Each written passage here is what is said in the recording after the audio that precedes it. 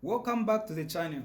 So today we are dealing with fertilization. Okay, so this paper is ECZ Biology 2022. Okay, paper 2. So you can check it out and refer to it. So our question here reads, figure 4 summarizes the stages in the formation of the human fetus. So we have this figure what? Figure 4. Okay, this one here. And it summarizes the stages in the formation of the what? Of the human fetus. So as you can see, we have cell T here, we have cell U, then we have the fertilized cell, then it goes on, we have the ball of cells, then we have the fetus here, and part V. So question A reads, identify the cells labeled T and U. They want us to identify these two cells, T and what? U. So here is our T, this one here. Then this is our what? This is our U. So just by looking, you can see that. Okay, so let's write solutions here.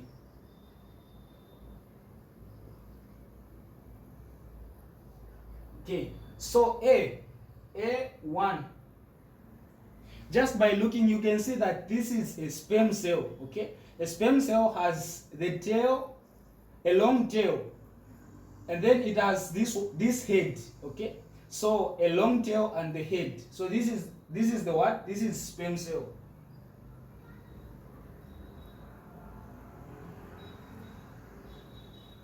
That is T. Okay, then for U is an egg cell. Okay, it is round in shape, then with the nucleus there. So this is an egg cell or an ovum, egg cell or ovum. So you can write any of those. So for ovum or egg cell,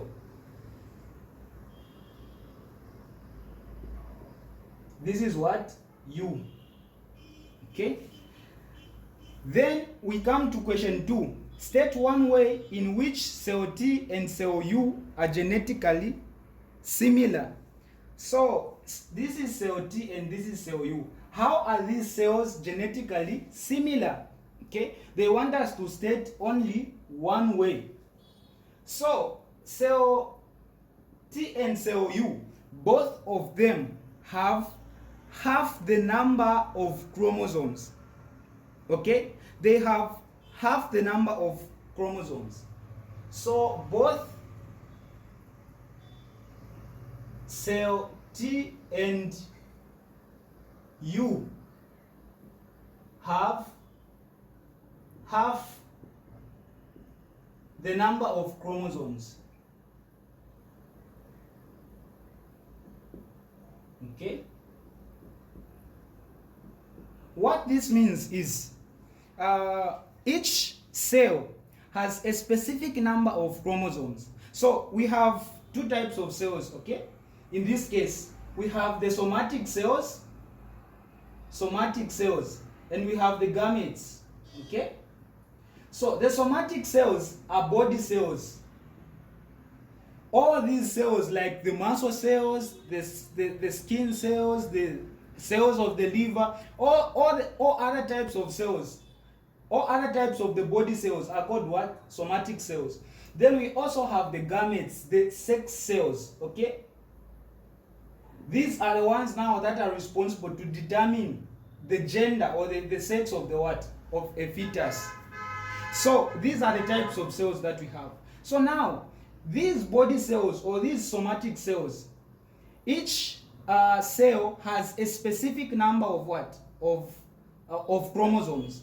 So for human beings, the somatic cells in human beings have 46 chromosomes. This is normal. Each cell, any of the cells, provided that it is a somatic cell, it has what? 46 chromosomes. When it has 47, that is not a normal condition. That means a person has Down syndrome. Okay, so now apart from this, when you talk of the gametes, instead of having 46, them, they have the what? They have half the number. So meaning they have 23 each. So cell T has 23 what? Chromosomes. Okay, for cell T. Even cell U, which is the ovum, also has what? 23. So when these combine to form what? To form a fetus, they combine these two cells to form 46, because 23 in addition to 23 plus 23 is what? Is 46. So when they combine during fertilization, that's how they get back to the normal, which is 46. So in this question wanted us to explain or to state one way in which these are similar, that is genetically. Okay, so both cell T and U have half the number of what? Of chromosomes. They both have 23. Okay, so I hope you get that one. Then we have our 3 here, which says mention 3 functions of part V. So where is our part V? Well, part V is here, this thing here. What are the functions? They want us to name 3. So you need to identify what V is. And when you look, well, this is a fetus, according to the name here. And when you look at this, you will see that this is the placenta. Okay, this is the placenta. So when you have a fetus, there is this thing which is the placenta, which connects the fetus to the mother. Okay, because there must be communication, there must be connection between the fetus and the what? And the mother. So this acts like a linkage between the fetus and the mother. So what are the functions?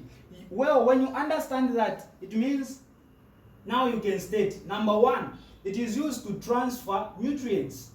Okay, transfer of nutrients, because the fetus needs nutrients from the mother. So how does it get those nutrients? It is through what? Part V, which is the what? The placenta. Okay, so the transfer of nutrients, that is the first function. Second function of placenta, it is the transfer of oxygen. Transfer of oxygen. Okay, because the fetus, apart from nutrients, it needs oxygen. So how does it get oxygen? It is through what? Through V. Okay, then the last one, because they want 3, it is used for waste removal. Okay, waste removal. Well, when you look at it, you will find that actually what happens, the waste from the fetus blood, because the fetus has blood, and that blood, we know that it is the blood which transfers the waste. Okay, so the waste in the fetus blood will move from the fetus to the mother's blood. So the waste will move from the fetus blood to the mother's blood through what? Through part V, which is the placenta. So it transfers waste from the fetus blood to the mother's blood. Then the mother goes on to excrete, okay, to remove those wastes. So that's how it happens. So these are the functions of part what? V. Then let's look at the last question. The last question says, identify 3 causes of infertility in human beings. How many? 3 causes. All right. So 3 causes. So number 1, we have hormonal imbalances. Okay. Number 1, we have hormonal imbalances.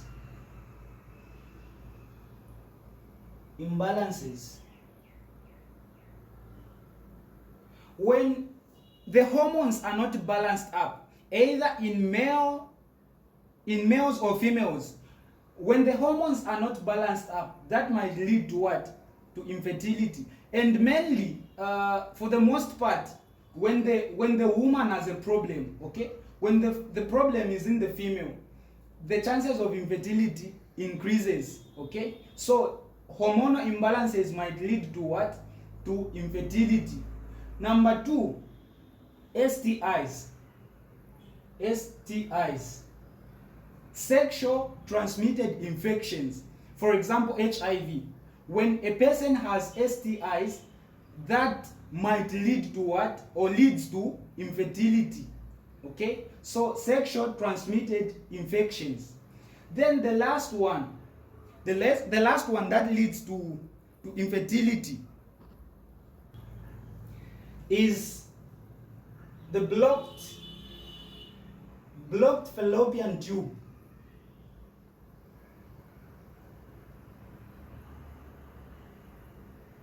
Okay, you'll find out that when the fallopian tube is blocked, that will lead to what? To infertility, because when the fallopian tube is blocked, that means the fertilization won't happen. Okay, fertilization won't happen because there is gonna be the hindrance of what? Of the passage of the sperm, or there's gonna be the hindrance of the fusion between U and what? And the T. Okay, because these two has to fuse to form these fertilized cells. When this fertilized cell is formed, it's going to now to start dividing. Cell division is going to start taking place, and more cells will be reproduced until we have this bar of what? The bar of cells. Then later on, this bar of cells develops to form the fetus. The fetus starts growing until now it forms the what? The baby.